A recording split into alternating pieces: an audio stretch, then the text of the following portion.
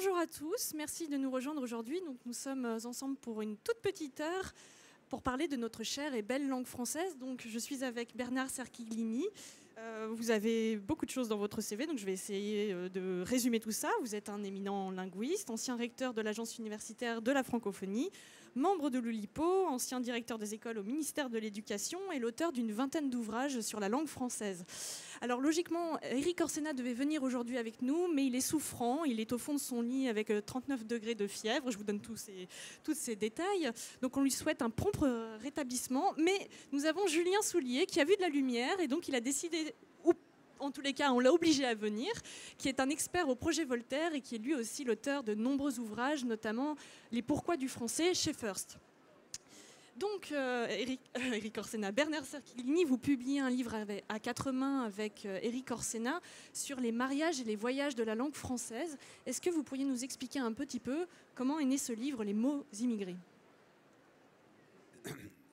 Chère Alice, chers amis, d'abord je veux saluer Éric qui est au fond de son lit et qui m'a dit combien il regrettait de ne pas être présent aujourd'hui. Et donc il est remplacé au pied levé par Julien qui était là dans la salle et à qui j'ai dit « Allez !» Il faut que la jeunesse monte sur la scène. Alors, Éric, le livre que j'ai publié avec Éric est dû à l'amitié et résulte d'une urgence. Il est dû à l'amitié car nous nous connaissons depuis longtemps, nous fréquentons, nous nous aimons la langue française, la francophonie, et nous avions envie d'écrire un livre ensemble. L'urgence, c'est quand on a vu commencer la campagne présidentielle, nous avons entendu des discours d'exclusion, de rejet de l'autre, qui, en tant que citoyens, nous ont déplu, répugnés. Et nous avons commencé à voir qu'il y avait des effets dans la langue.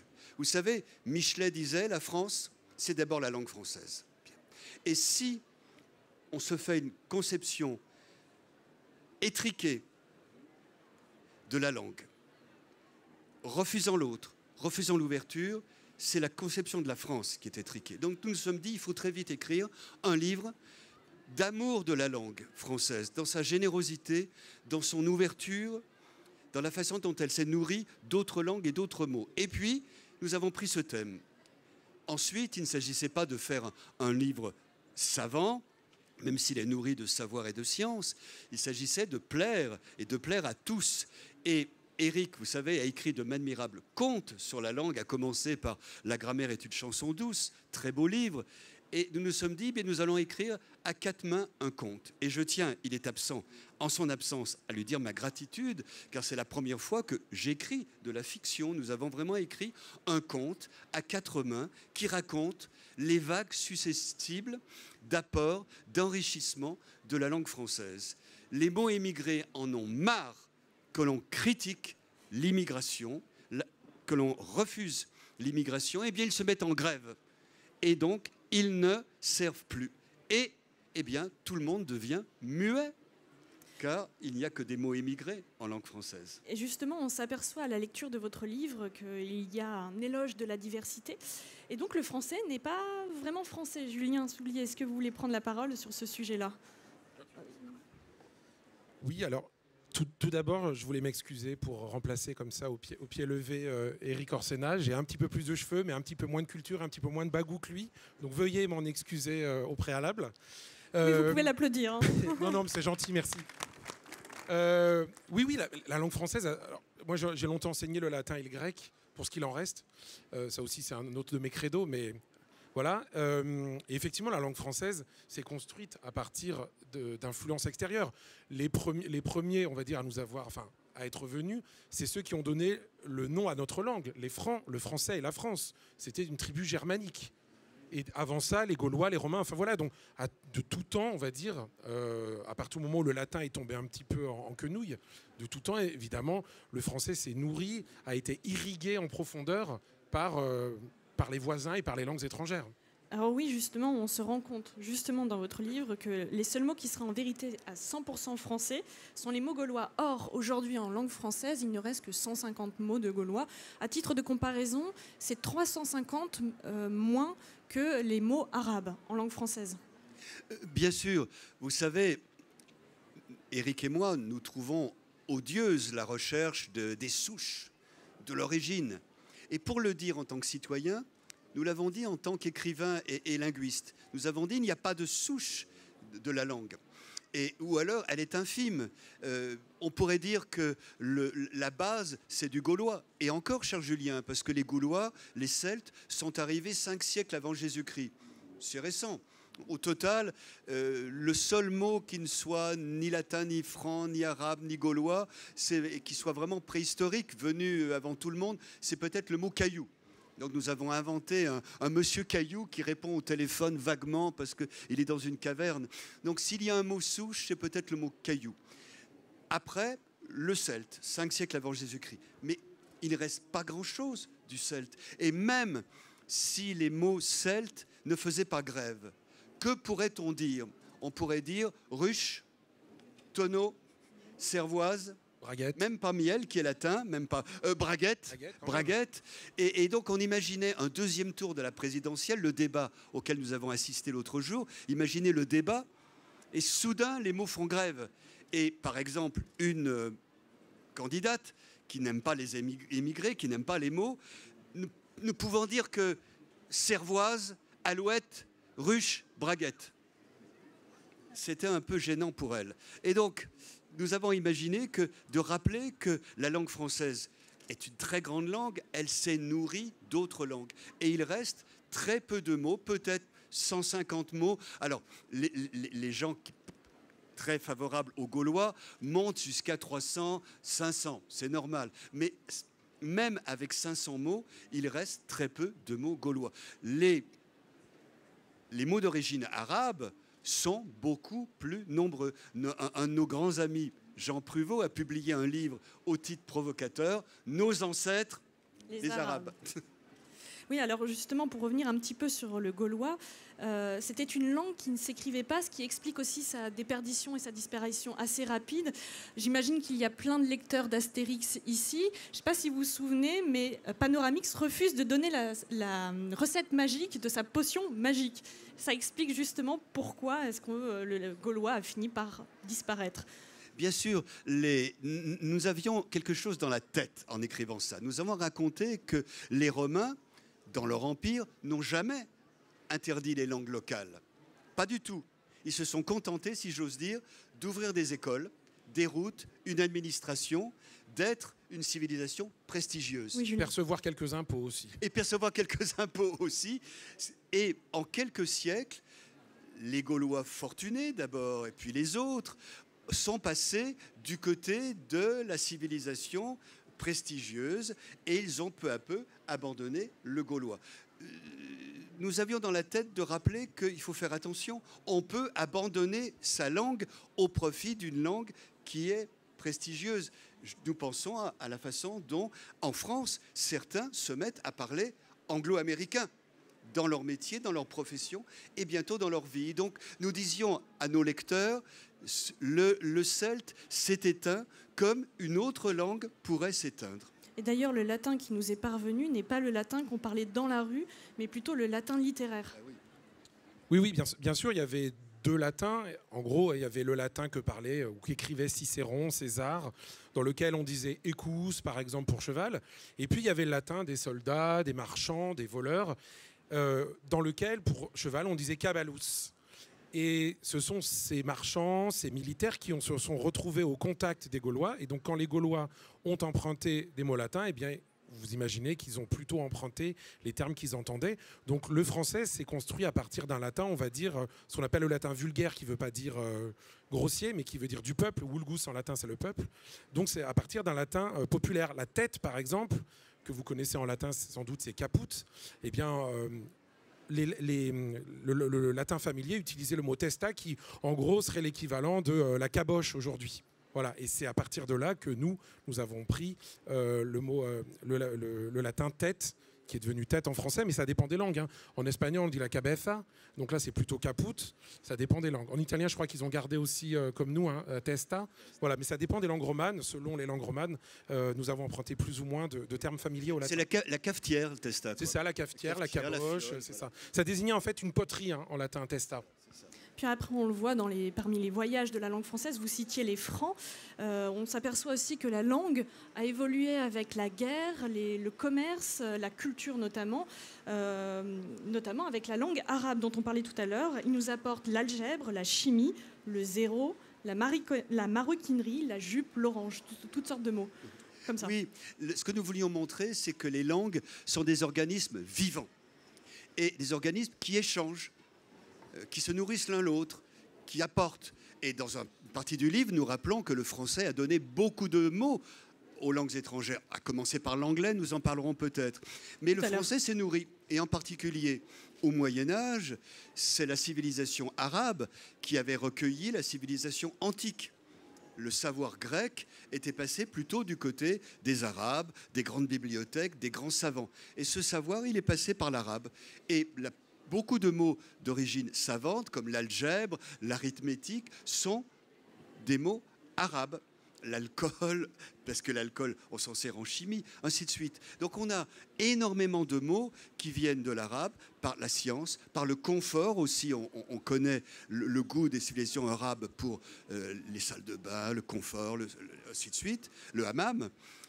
La nourriture, les Arabes irriguaient, cultivaient, commerçaient dans la Méditerranée. On a donc beaucoup de termes, légumes, fruits, qui viennent de l'arabe. Et dans le livre, nous inventons même monsieur Zénith. Zénith, c'est un astronome, le mot est arabe, qui à la fin de l'émission offre un repas à la présentatrice avec des aubergines, des oranges, des abricots, du café, ainsi de suite. On a là un enrichissement de la langue qui a duré pendant plusieurs siècles. Et donc une grande partie de notre vocabulaire vient de l'arabe. Auparavant, c'était, alors j'y reviens, l'influence franque. Ce qui distingue le français des autres langues romanes, comme l'italien, le catalan, l'espagnol, c'est qu'au nord de la Loire, il a subi, on peut le dire, une influence germanique forte. Le français est une langue romane du nord. Et d'ailleurs, son nom, c'est franc. Donc c'est une langue romane fortement germanisée et qu'il a un peu éloigné du latin d'origine. L'italien, l'espagnol et a fortiori le sarde ou le roumain sont encore très proches de l'italien. Le français a dérivé.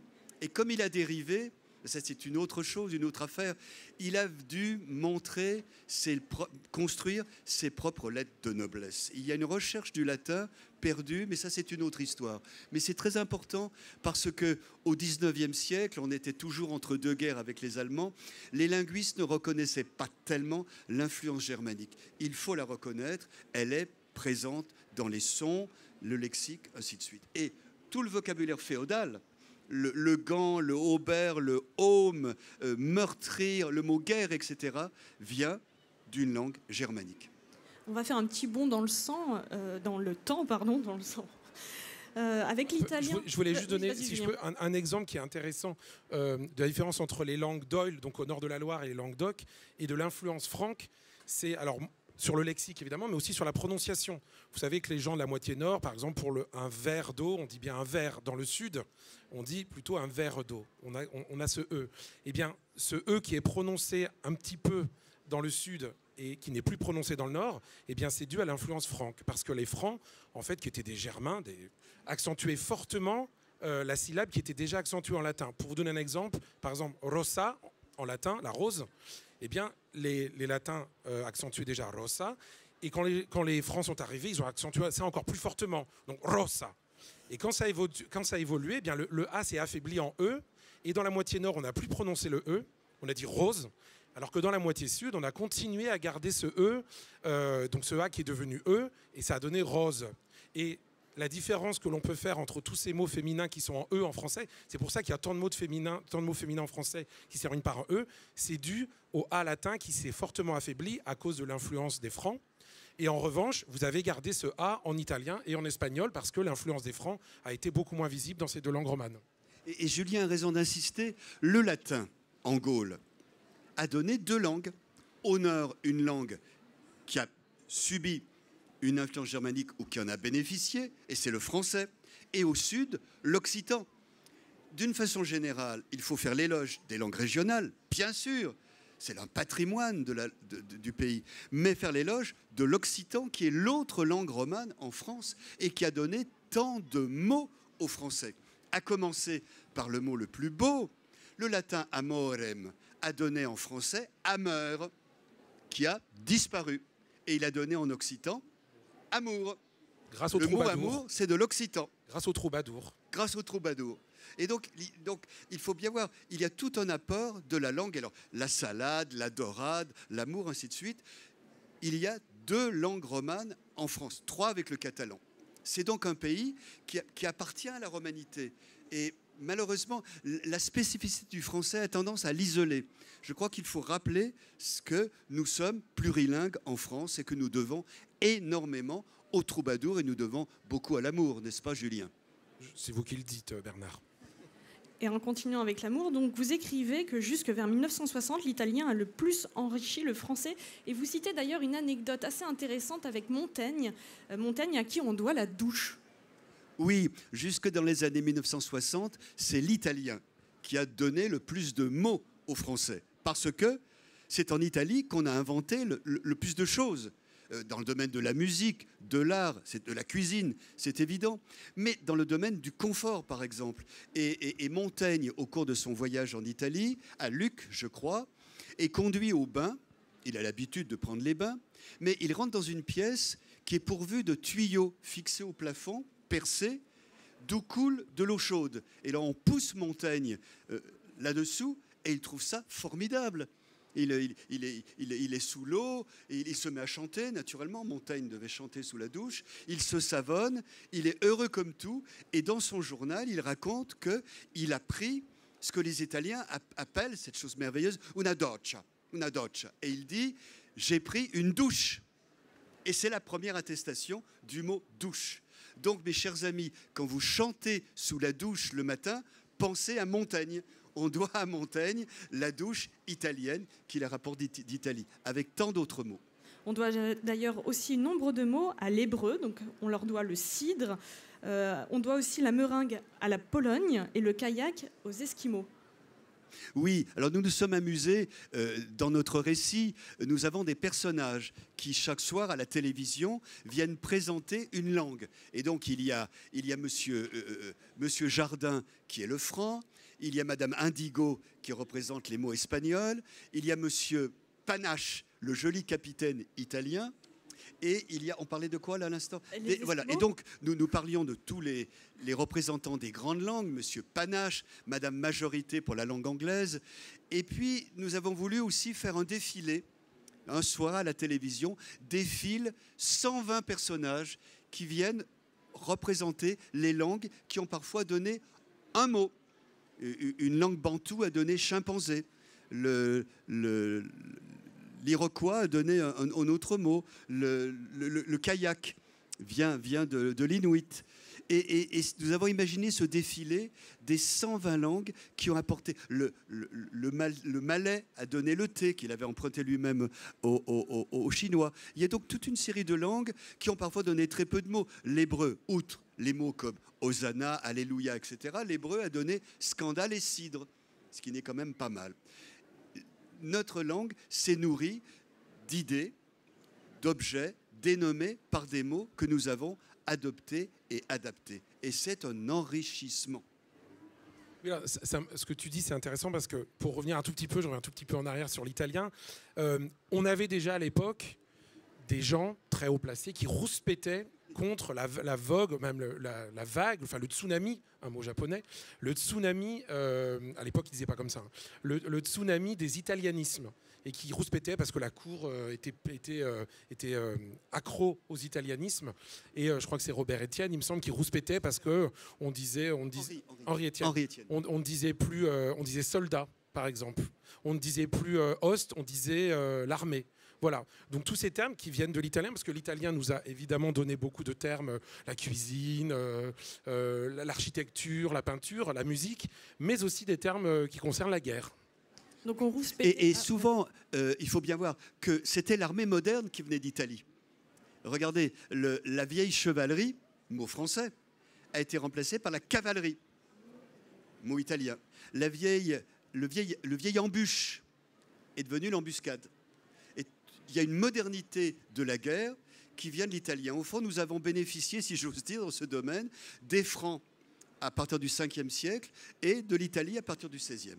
Donc on a aimé l'italien, on a rouspété en utilisant des mots de l'italien, ce qui fait écho aussi aux anglicismes et l'anglomanie qui commence dès le XVIIIe siècle, donc dans le vocabulaire des transports, dans le vocabulaire de la culture. Comment on peut expliquer son expansion aussi rapide entre le XVIIIe siècle et le XXIe siècle aujourd'hui ? Nous avons tenu à écrire un chapitre sur les bienfaits des apports anglais en français. Du 18e au 19e siècle, l'anglais, on en parlera plus tard, l'anglais ne se distingue pas des autres langues qui nous apportent des termes pour désigner des concepts ou des techniques. Et en particulier, nous avons beaucoup insisté sur l'apport de l'anglais au XVIIIe siècle dans le domaine politique. La démocratie parlementaire, sous Louis XV, elle était en Angleterre. Diderot, Rousseau, Voltaire vont à Londres. Et là, ils apprennent les discussions qui se tiennent dans des lieux qu'on appelle en anglais des clubs, et le mot passe en français, la discussion, le Parlement, le vote. Et quand la Révolution éclate en France et qu'elle met en place une démocratie parlementaire, on adopte toute une série de termes, à commencer par parlement, session, budget. Alors ce sont des mots anciennement français, j'y reviendrai, mais tout le vocabulaire de la politique démocratique est arrivé en France au XVIIIe siècle grâce à l'anglais. Ensuite, au siècle suivant, le chemin de fer inventé en Grande-Bretagne, venu en France, et l'on a les rails, les tenders, les wagons, ainsi de suite. C'est-à-dire qu'il y a là encore un apport, un enrichissement, et nous avons inventé une anglaise qui s'appelle Madame Majorité, parce qu'avant on disait autrement, on disait la pluralité, qui vient nous dire, moi j'ai reçu Rousseau chez moi à Londres, et j'ai enseigné à Rousseau la démocratie parlementaire, et j'ai donné à Rousseau et ensuite aux révolutionnaires tout un vocabulaire dont la France s'est inspirée. Puis aussi dans le domaine de la littérature, on savait que Barbey d'Aurevilly, par exemple, adorait les anglicismes. Et puis on peut penser à Proust, qui disait justement qu'il était très smart dans sa jaquette, ce qui rend un petit peu la phrase un peu ridicule aujourd'hui. Mais en même temps, avec les anglicismes qui sont majoritaires dans les start-up, on se demande si finalement Proust n'aurait pas été un adepte de ce globish. Oui, alors là, c'est important parce qu'il y avait une contradiction.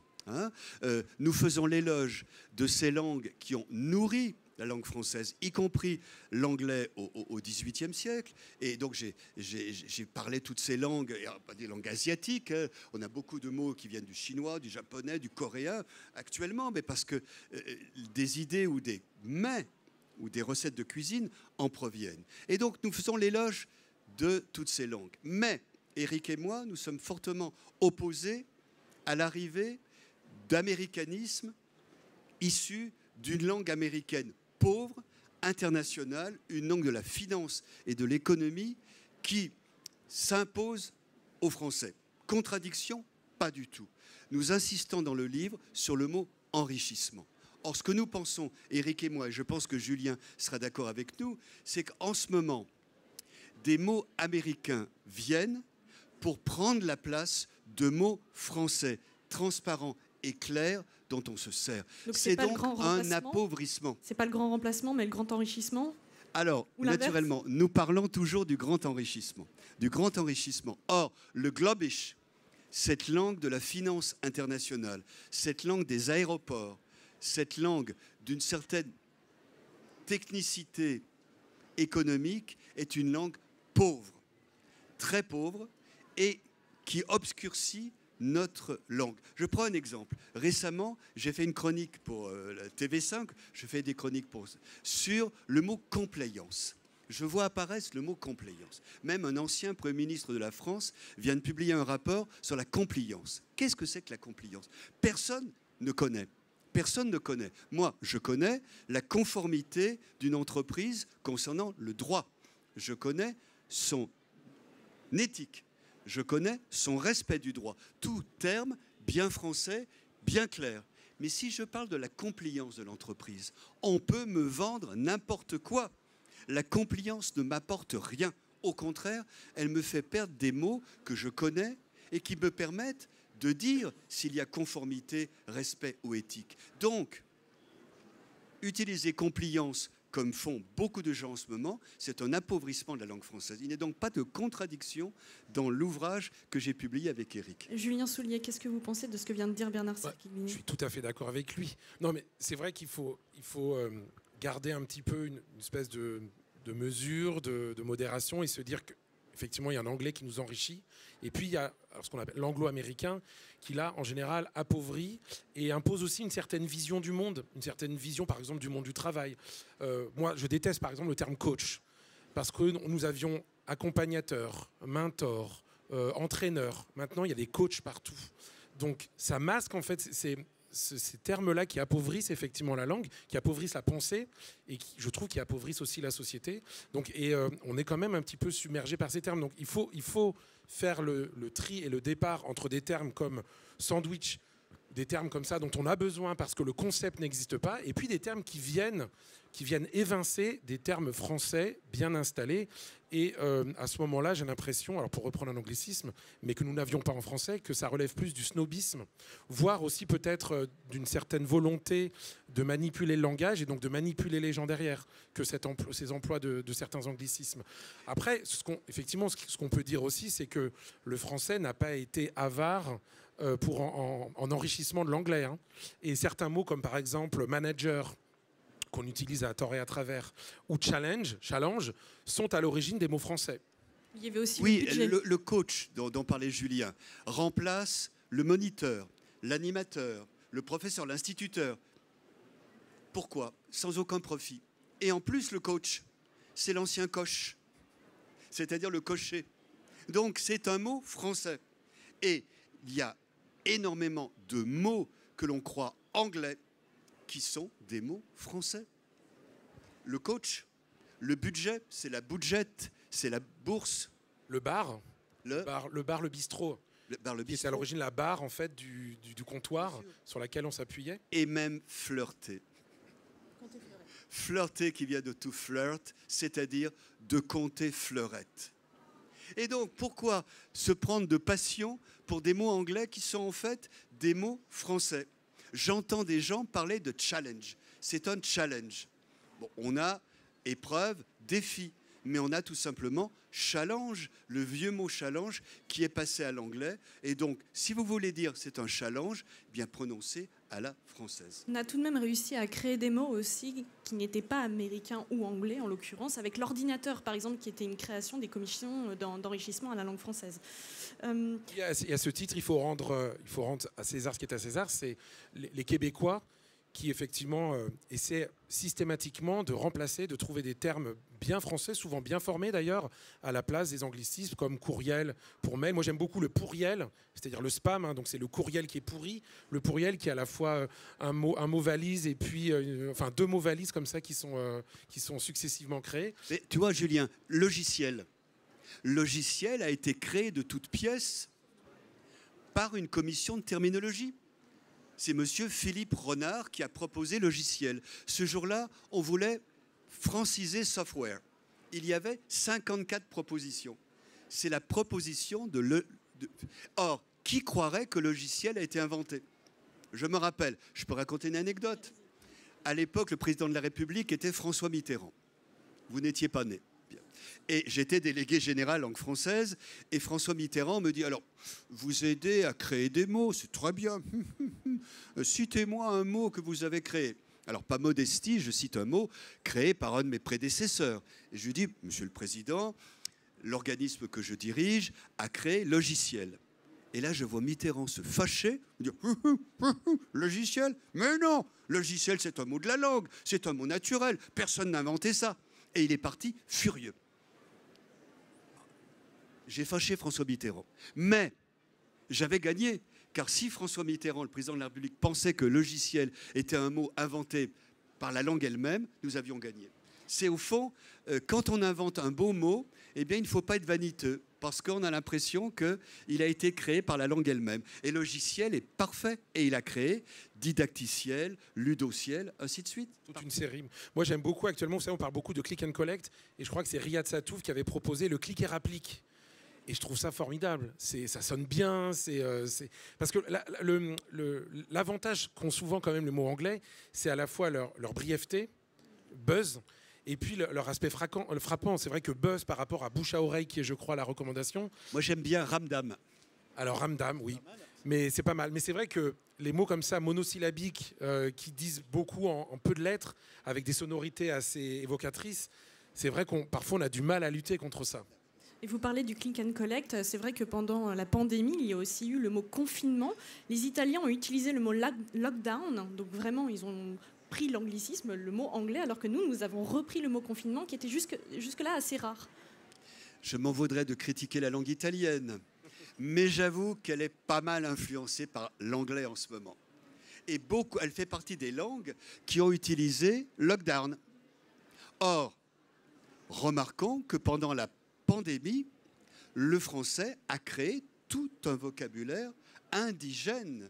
J'ai même publié il y a quelques mois maintenant un ouvrage là-dessus pour faire remarquer que nous avons créé confinement, confiné, déconfinement, déconfiné, redéconfiné, ainsi de suite.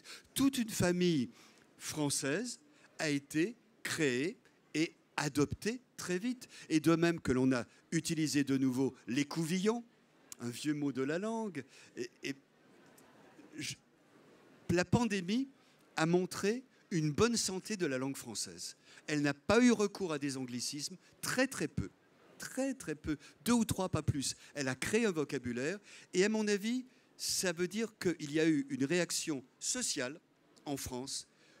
Nous nous sommes serrés les coudes pour lutter contre la pandémie et se serrer les coudes en France, c'est parler français tous ensemble. Est-ce qu'on a vu la même chose ou pas dans les pays francophones, typiquement la Belgique, le Québec, le Canada dans son intégralité, et la Suisse, le Luxembourg?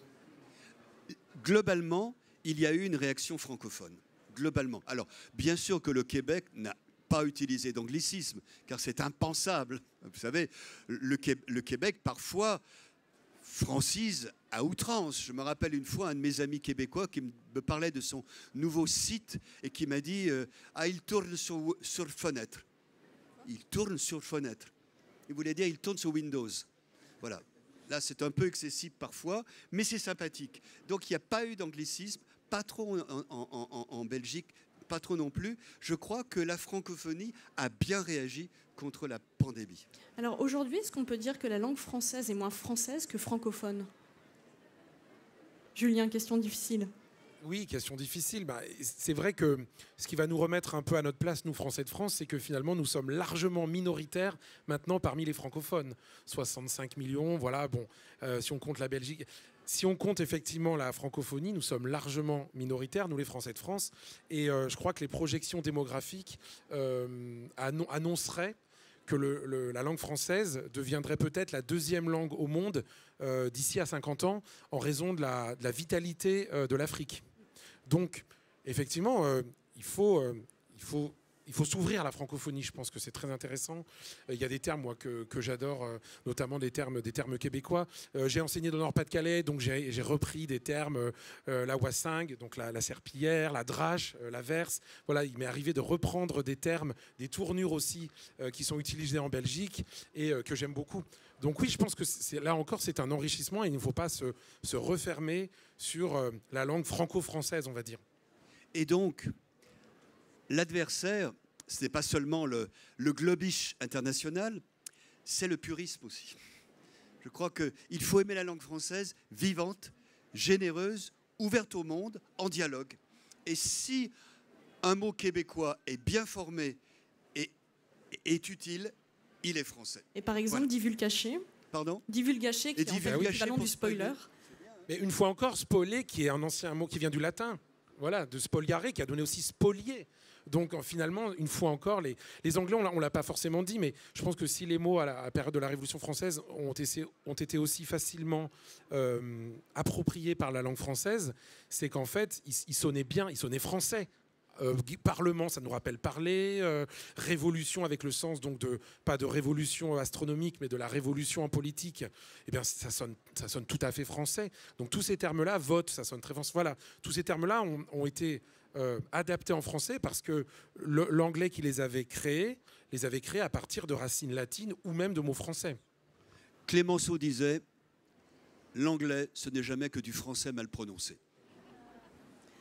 Et j'ajouterais, c'est jamais que du normand mal prononcé, parce que le français qui est rentré en Angleterre après 1066, c'était du normand. Nous disons un chat.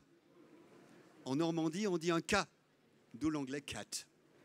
Alors une dernière question pour mes deux interlocuteurs. Qu'est-ce que c'est que la langue française pour vous aujourd'hui? Julien? Alors, moi, je dirais que c'est une vieille dame un peu excentrique.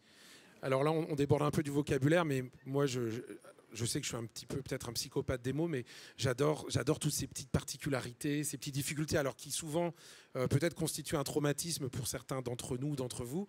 Mais c'est vrai que si on a un petit peu la curiosité d'aller creuser, d'aller voir l'histoire de certains mots, on peut vraiment que tomber amoureux de cette vieille dame un petit peu excentrique. Voilà, donc pour moi c'est ça. Et c'est une vieille dame quand même qui reste ouverte, évidemment, qui ne reste pas claquemurée chez elle, mais qui va voir un petit peu le monde, qui voyage quand même. Bernard Cerquiglini. C'est une jeune dame. C'est une jeune dame qui est née partout.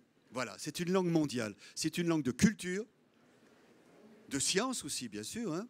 J'ai dirigé l'agence universitaire de la francophonie. Je peux vous parler des universités dans le monde qui travaillent en français. C'est une langue de valeur, de culture, de science.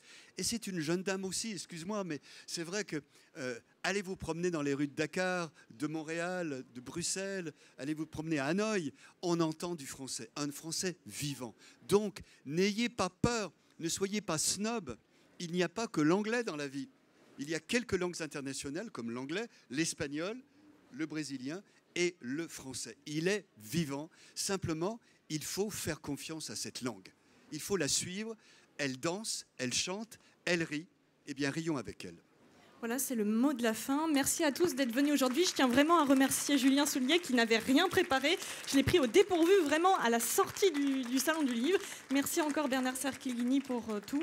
Il sera en séance de dédicace pour dédicacer donc son livre qui sera juste à côté à la sortie de l'Agora. Merci à tous et très bonne journée.